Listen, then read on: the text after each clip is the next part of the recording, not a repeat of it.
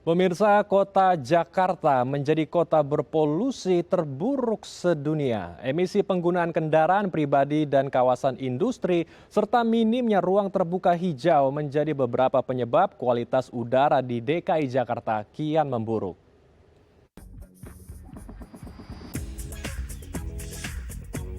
Kualitas polusi udara di Jakarta kini menempati posisi tertinggi di dunia. Badan Meteorologi, Klimatologi, dan Geofisika atau BMKG mengungkapkan hal ini terjadi karena konsentrasi udara yang tercemar di Jakarta adalah polutan PM2.5. PM2.5 merupakan salah satu polutan udara yang tebal, namun dalam wujud ukuran partikel yang sangat kecil, yaitu 2,5 mikrometer. Kementerian Kesehatan mengungkapkan jika tidak menggunakan masker, polutan PM2.5 dapat cepat masuk ke dalam saluran pernapasan serta menembus jaringan peredaran darah dan menyebar ke seluruh tubuh. Jika hal ini terjadi, maka dapat menyebabkan gangguan kardiovaskular seperti penyakit jantung koroner. Polutan ini muncul dari berbagai penyebab, mulai dari emisi transportasi, kawasan industri, hingga minimnya ruang terbuka hijau yang berfungsi menyerap emisi di udara. Pasalnya target pengadaan 30% ruang terbuka hijau belum tercapai karena Pemprov DKI baru dapat merealisasikan 9% RTH hingga akhir 2021. Meski ibu kota akan pindah ke Kalimantan, Gubernur DKI Jakarta Anies Baswedan mengatakan pemindahan tersebut tidak akan berarti memindahkan masalah polusi udara di DKI Jakarta. Ya, permasalahan polusi udara di DKI Jakarta ini rupanya memang sulit sekali untuk ditangani. Lalu mengapa langkah pemerintah ternyata belum terlalu signifikan mengurangi polutan di Jakarta? Dan seperti apa sebetulnya penanganan yang konkret untuk menyelesaikan persoalan ini? Untuk membahasnya telah hadir bersama kami ada pengamat lingkungan dan tata kota Mas Nirwono Yoga dan ada juga Ketua Umum Masyarakat Transportasi Indonesia Profesor Agus Taufik Mulyono. Selamat siang Prof. Agus dan Mas Yoga, apa kabar? Ya, selamat siang. Selamat siang, Mas selamat Andro. siang. Selamat siang, Prof. Baik, saya ke Prof. Agus dulu. Prof, kalau kita lihat memang Jakarta saat ini sudah kembali normal ya, sudah macet di mana-mana di berbagai lokasi. Kita juga rasakan mengalami kemacetan yang sangat tinggi karena ya masih banyak warga yang menggunakan kendaraan pribadinya. Mereka lebih nyaman menggunakan kendaraan pribadinya daripada kendaraan umum dan ini menjadi masalah yang menjadi penyumbang polutan di DKI Jakarta. Di satu sisi, padahal ini pemerintah sedang menggenjot mengembangkan sistem transportasi massal kita seperti kita lihat ada mikrotrans yang sudah dibuat nyaman sekali, ada CCTV, ada AC, ada TV bahkan di dalamnya. Kemudian ada sistem one way ticket juga yaitu Rp10.000 untuk 3 transportasi massal yaitu MRT, LRT dan Transjakarta. Tapi ini sepertinya belum bisa mengalihkan nih Prof warga Jakarta untuk beralih ya dari kendaraan pribadi ke transportasi massal atau transportasi umum kita di DKI Jakarta. Sebetulnya kalau dari pengamatan Prof. Agus, apa yang salah Prof? Yang salah ya semuanya salah. Gitu, kalau kita salah. Tapi begini. Oke. Kita ini bangsa yang banyak akal, ya, banyak akal. Pemerintah itu sudah bagus lah, pemerintah DKI itu bekerja sudah bagus menurut saya ya. Sudah banyak aturan-aturan yang diberlakukan dengan berbagai cara. Tapi penggunanya banyak akalnya gini. Ya, genap ganjil orang cenderung beli mobil kalau bisa 2 mobil punya genap dan ganjil. Dan itu terbukti kan dari perdagangan keluar ya, dari kepolisian juga keluar nomornya itu genap dan ganjil itu bersaing. Itu yang pertama. Jadi banyak akal kan.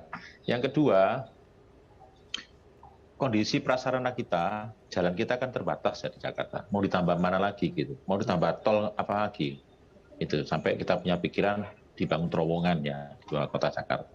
Itu adalah upaya-upaya bagaimana mengurangi kemacetan dan sebagainya. Menurut saya sih sebenarnya perlu ketegasan, tapi itu katanya melanggar hak asasi manusia ketegasan itu. Ya, jumlah mobil harus dibatasi. Sudah, jumlah mobil dibatasi sesuai dengan umur mobil. Ya memang ini adalah sebuah keputusan yang tidak manusiawi ya. Tetapi jauh lebih manusiawi lagi kalau kita menghindari banyak orang kena jantung corona, banyak orang kena gangguan kesehatan, umurnya menjadi pendek, hidupnya tidak sehat. Itu jauh lebih penting. Itu. Jadi ada satu ketegasan umur kendaraan dibatasi, sehingga yang bisa beroperasi termasuk kendaraan umum juga yang beroperasi juga yang tentu kendaraan yang sudah layak untuk beroperasi itu. Jadi kalau itu nggak dilakukan ya percuma gitu. Gitu. Karena di ganjil genap ya tetap aja orang akan ambil saya punya mobil genap, besok punya mobil ganjil, punya 2, malah tambah. Artinya volume lalu lintasnya tidak ngefek gitu. Tidak ngefek, ya toh. Nah, itu yang pertama. Yang kedua itu adalah pembagian arus, artinya dibagi beban arusnya itu. Saya rasa ini sudah dilakukan oleh pemerintah, beban arus dibagi dan sebagainya sudah dibagi. Sebenarnya yang cukup menarik adalah bagaimana feeder-feeder road itu juga dilengkapi dengan transportasi umum yang handal ke feeder road, lalu di situ ada kantong-kantong parkir. Ya, itu ide teorinya begitu. Ide teori ya, ide teori. Tapi praktisnya kan tidak mudah. Yang seperti kita bayangkan, praktisnya. Nah itu, jadi praktisnya itu di penegakan hukum, penegakan aturan. Ya memang kelihatan tega, tidak manusiawi. Tapi kita harus bisa membeberkan. Alangkah indahnya kita menyelamatkan ribuan manusia yang terjangkit hidup tidak sehat di kota Jakarta. Itu jauh lebih penting sebenarnya. Ya, kalau saya tidak punya jawaban lain, sudah bingung jawaban apa lagi? Bertanya Mas Yoga, jawaban apa lagi kita? Mau pakai kebijakan apa lagi? Mau pakai kebijakan harus berbayar? Ya. Jadi kalau lewat sana bayar seperti di mana? Di Singapura. Karena di Singapura, saya bukan banding-bandingkan Singapura di Indonesia. Di sana kan masyarakatnya sudah standar minded.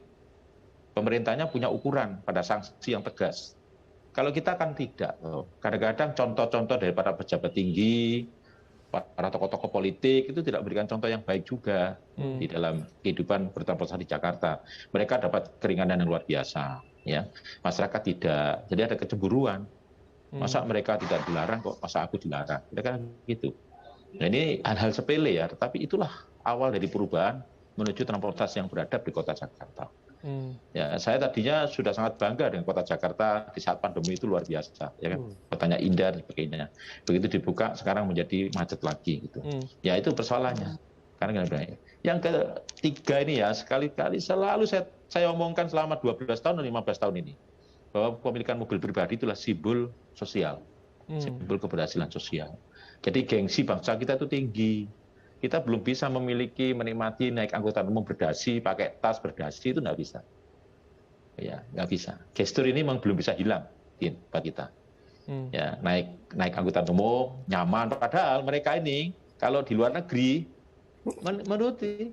Walaupun berdasi, mereka juga. Tapi kalau bisa pulang ke Indonesia, beda. Gestur sosialnya beda. Gestur budaya beda.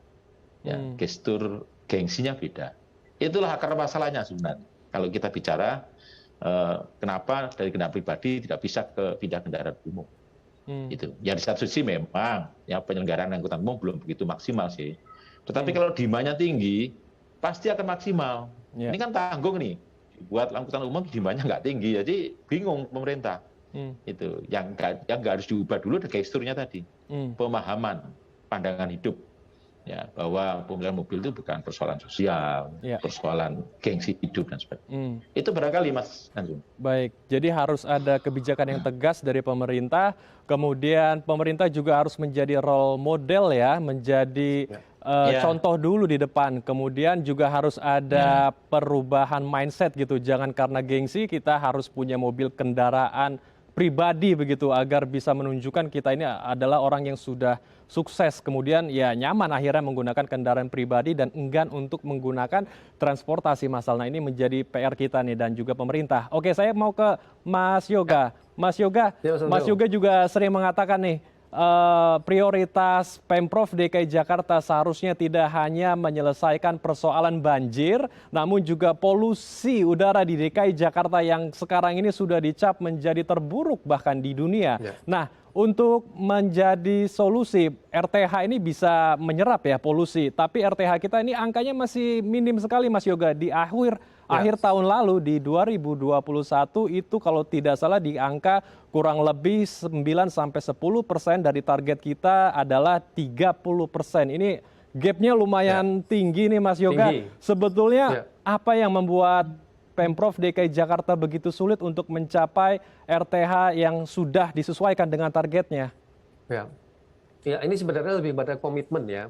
Kalau tadi kita menempatkan prioritas pencemaran udara tadi sebagai program utamanya Pemprov DKI setara dengan penanganan banjir, maka segala upaya baik itu kebijakan maupun juga kebijakan anggaran politiknya harus mengarah ke sana ya. Nah, tadi Prof. Agus sudah menjelaskan secara umum, saya ingin menambahkan sedikit tadi kalau memang RTH ini kan salah satu upaya untuk menyerap polusi udara ya, mulai dari itu berupa taman, jalur hijau, penanaman pohon-pohon besar misalnya yang turut membantu pencemaran udara tadi menurun secara signifikan, mulai dari daerah pemukiman, daerah ruang-ruang publik sampai dengan ke jalan-jalan misalnya.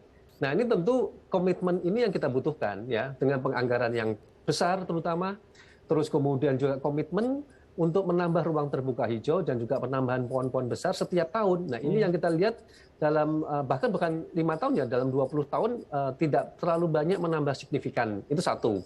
Kemudian kedua, kalau kita bicara lahan misalnya, masih banyak lahan-lahan kita yang saya lihat justru belum optimal dijadikan ruang-ruang terbuka hijau ya. Saya masih melihat banyak sekali kolong, jalan layang, jembatan misalnya itu daerah-daerah masih terbengkalai ya. Kemudian bantaran sungai, bantaran rel kereta api gitu ya. Bahkan di tengah pusat kota daerah Sudirman Tamrin misalnya kita masih melihat banyak tanah-tanah yang tidak digunakan atau terbengkalai yang sebenarnya juga kalau kita belajar dari Singapura itu dapat dioptimalkan sebagai ruang terbuka hijau publik sementara misalnya dalam konteks untuk mengurangi pencemaran udara di pusat kota. Terus revitalisasi trotoar juga saya lihat juga cukup bagus tapi tidak dilengkapi dengan pohon-pohon besar misalnya ya, sehingga pada saat siang sekarang kalau kita jalan di Sudirman Tamrin ya panas banget ini kalau kita bicara jam 9 sampai jam 3 sore itu nggak ada yang mau lewat. Ini kan daerah tropis ya Pak Prof ya. Jadi trotoar sudah dibangun bagus tapi kita lupa kita hidup di daerah tropis yang panasnya luar biasa gitu. Jadi bagaimana mendorong orang mau jalan kaki dari halte bis Transjakarta ke stasiun MRT terdekat, biarpun lebarnya sampai 6-8 meter, kalau di situ nggak ada pohon misalnya. Ya, ini juga menjadi tantangan bahwa dalam menata trotoar juga harus dipikirkan bagaimana keteduhan, kemudian kenyamanan pejalan kaki, gitu ya. Terus bagaimana orang juga perlu istirahat, ya kan jalan juga lumayan capek, gitu kan. Ada tempat-tempat duduk. Nah, ini yang saya lihat belum muncul itu, Mas Endro. Jadi peranan ini harusnya didorong bersama dengan komitmen untuk memperbaiki kualitas udara. Kira-kira itu. Oke, jadi harus bisa mengoptimalkan beberapa titik ya yang belum dibuat gitu oleh Pemprov DKI Jakarta. Ini Pemprov juga harus lebih detail lagi ya melihat titik-titik yang bisa dioptimalkan untuk menjadi ruang terbuka hijau. Baik, menarik sekali perbincangan kita, namun kita akan membahas kembali di segmen selanjutnya ya, usai jeda Prof. Agus dan Mas Yoga. Baik pemirsa, jangan kemana-mana karena kami akan kembali usai jeda. Tetap di Halo Indonesia.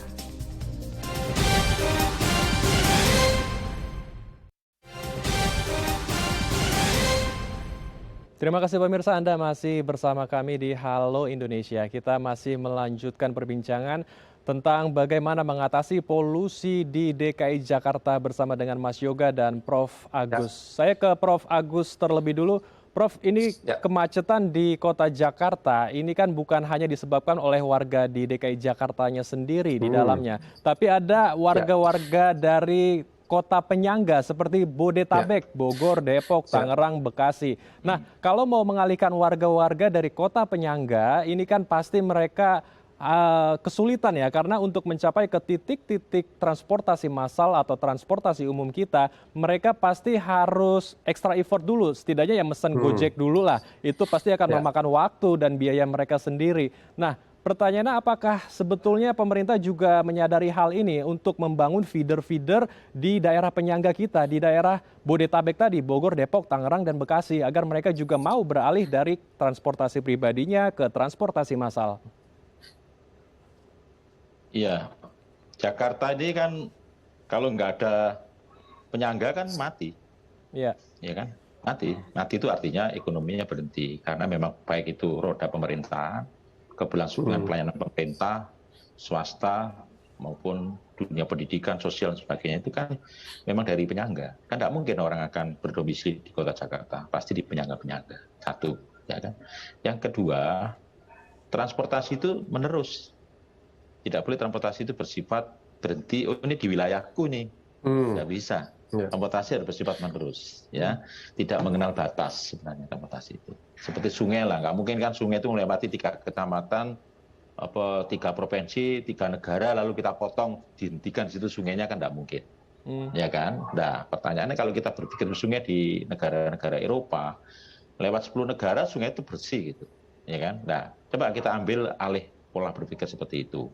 Nah, jadi kalau kita bicara apakah pemerintah ada kemauan keras untuk membangun feeder? Pasti. Yang beberapa diskusi yang saya ikuti di pemerintah DKI itu Jabodetabek dan sekitarnya itu sudah ada kolaborasi kok untuk membangun feeder-feeder itu. Ya, cuma feeder itu harus ditegakkan dengan aturan. Itu artinya gini, kalau memang harus dibangun feeder, feedernya itu adalah dilalui angkutan umum, ya sudah kita tetapkan, tidak boleh ada kendaraan pribadi dari penyangga itu masuk ke DKI, masuk Jakarta. Berani nggak itu? Itu dulu harus kita selesaikan kebijakan itu. Ada nggak keberanian sahabat-sahabat saya yang berasal dari Jabodetabek jangan membebani kota Jakarta. Kendaraan Anda berhenti di ujung feeder. Di ujung feeder berhenti, ini sudah kami berikan layanan akses transportasi massal yang murah meriah, berganti moda dengan Rp10.000, misalnya begitu. Sehingga semuanya akan tegas. Ya, itu kalau bisa ditegakkan, jalan kok. Tidak mungkin tidak jalan. Ya, tidak mungkin tidak jalan. Jadi nggak bisa kalau Jakarta itu tidak dipengaruhi oleh kelompok penyangga. Jakarta hidupnya dari penyangga kok. Saling membutuhkan lah, penyangga juga itu. Jadi satunya cara begitu. Karena memang kalau kita amati, justru dari penyangga jauh lebih banyak kan daripada mobilitas lokal ya Mas juga ya. Saya rasa itu harus kita akui. Banyak dari penyangga itu. Ya, penyangganya disiapkan feeder yang bagus. Itu. Kecuali para pejabat ya. Kecuali para pejabat. Oke, ini menarik sekali ya. Jadi Atau Jakarta mungkin ini kita batasi ya, pejabat-pejabat eselon 2 ke bawah itu sudah naik angkutan umum. Kalau mau ke DKI. ya harus menjadi contoh ya, Prof. Menteri dan iya, kita ini perlu contoh kok. Kita perlu contoh. Tidak hanya pejabat pemerintah ya. Sekarang ikut-ikutan pejabat partai politik. Baik. Nah, itu juga minta. Ya, betul. Baik, ini betul. Memang Jakarta menjadi seperti magnet ekonomi ya bagi masyarakat luas, terutama daerah penyangga seperti Bodetabek. Nah, saya ke Mas Yoga. Mas Yoga, ada statement bahwa pemindahan ibu kota dari Jakarta ke Kalimantan ini tidak akan menyelesaikan polusi udara di DKI Jakarta. Nah, permasalahannya apakah seperti yang tadi kita sudah bahas karena DKI Jakarta ini menjadi magnet ekonomi, Mas Yoga?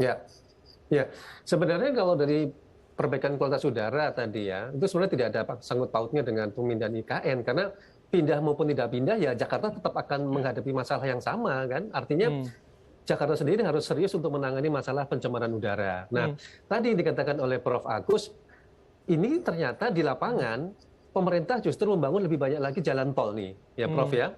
Ada outer ring road, bahkan sekarang udah outer ring road udah lapis ketiga lagi. Semakin menjauh dari Jakarta, tetapi yang dibangun adalah jalan-jalan tol. Sementara kita tahu pengembangan properti maupun permukiman real estate selalu berusaha mendekati dengan jalan tol, ya. Karena begitu dekat jalan tol, harganya langsung naik. Nah, ini kan mendorong orang yang mendekati exit tol. Mendekati exit tol. Nah, kalau itu terjadi ya orang mending naik angkutan pribadi, kendaraan pribadi. Jadi antara yang kita inginkan ya dengan kenyataan di lapangan ini justru berbanding terbalik gitu. Apalagi tadi penggunaan kendaraan pribadi jauh lebih nyaman.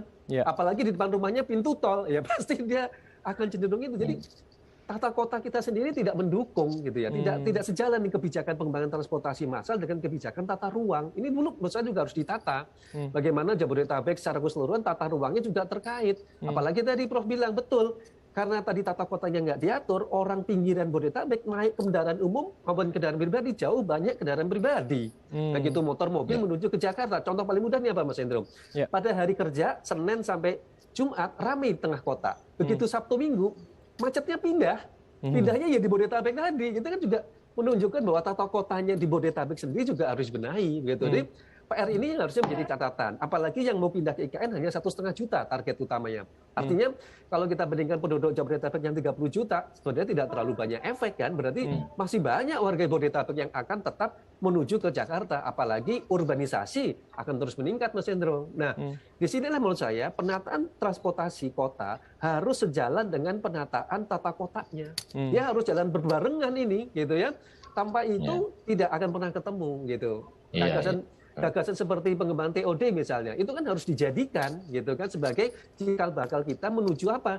Menuju ke transportasi yang beradab tadi. Orang tinggal di hunian vertikal, jalan kaki menuju ke stasiun atau terminal, halte terdekat, kemudian dia melanjutkan perjalanan. Kan itu ideal kalau lingkungan permukimannya itu dekat dengan jaringan transportasi tadi. Nah, untuk Kota Jakarta tentu hunian vertikal yang menjadi bagian terpenting pembangunannya. Nah, ini yang saya lihat belum ada. Contoh paling mudah misalnya, setelah 2 tahun berlalunya MRT dibangun ya, saya justru belum melihat pengembangan kawasan-kawasan terpadu tadi di stasiun-stasiun terdekat gitu. Jadi otomatis yang tadi orang pinggir Bodetabek masih mengandalkan ojol menuju ke stasiun MRT terdekat baru dia nyambung kan gitu. Ini membuat beban biaya transportasinya menjadi mahal gitu. Contoh paling mudah umpamanya yang saya alami juga dari Cinere menuju ke stasiun Fatmawati itu harus membayar ojolnya 24.000. Dari situ naik dari MRT menuju ke Bundaran HI membayar 14.000 gitu. Itu sekali jalan. Kalau mondar-mandir, kalau tiap hari ini Prof ya. Ini kan menjadi tidak efisien karena tadi terputus antara tata kotanya dengan pengembangan jaringan transportasi tadi itu, Mas Hendro. Nah, ini PR besar ya menurut saya. Pengembangan transportasi mau LRT, BRT, bahkan MRT harus diikuti dengan penataan tata ruang kotanya. Ya, dan itu berlaku tidak hanya dari Jakarta, Bodetabek wajib ikut. Tadi apalagi pengembangan transportasinya tidak hanya terbatas wilayah DKI kan. Kita berharap juga transportasinya ke Bodetabek, tapi diikuti dengan tata kotanya. Kalau enggak sama saja kita akan mengulang kesalahan yang sama. Kira-kira itu. Oke, baik. Ini jadi PR besar pemerintah ya. Jadi jangan hanya mengembangkan sistem transportasi massal, tapi tata ruangnya sendiri tidak disinkronkan. Jadi ya sama saja begitu, tidak ada hasil yang signifikan. Baik, terima kasih Mas Yoga dan Prof. Agus. Maaf, kalau waktu kita terbatas, kita akan lanjutkan lagi di lain kesempatan. Terima kasih banyak Mas Yoga, Prof. Agus. Salam sehat. Assalamualaikum.